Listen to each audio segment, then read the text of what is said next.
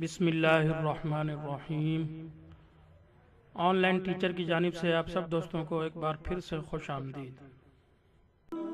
دوستو، غسل کرنے کا مسنون طریقہ یعنی انسان جب اپنی بیوی سے ہم بستری کرتا ہے یا پھر اسے احتلام ہو جاتا ہے تو انسان ناپاک ہو جاتا ہے، اور جب تک انسان غسل جنابت نہ کر لے پاک نہیں ہوتا۔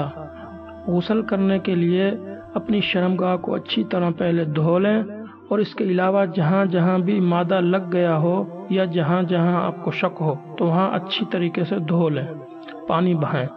اس کے بعد دونوں ہاتھ گھٹنوں تک دھوئیں، پھر 3 مرتبہ کلی کریں، کلی کے ساتھ ساتھ غرارہ بھی کر لیں۔ اس کے بعد اپنے ناک میں پانی ڈالیں اور پھر بائیں کندھے پر پانی ڈالیں، اور پھر سر سے لے کر پاؤں تک پورے جسم پر پانی ڈالیں۔ اگر ایک بال کے برابر بھی جسم کا کوئی حصہ خشک رہا تو سمجھ لیجئے آپ کا غسل نہیں ہوگا۔ بعض اوقات کان میں پانی نہیں جاتا، اس لیے ہاتھوں سے کان اور ناف میں پانی ضرور لگائیں، اور ہر اس جگہ جہاں پانی کا پہنچنا مشکل ہو وہاں ہاتھوں کے ذریعے پانی پہنچائیں۔ اور دوسری بات، بعض اوقات عورتوں نے ناخنوں پر نیل پالش لگائی ہوئی ہوتی ہے، جس کو اتارنا انتہائی ضروری ہے ورنہ غسل نہیں ہوگا۔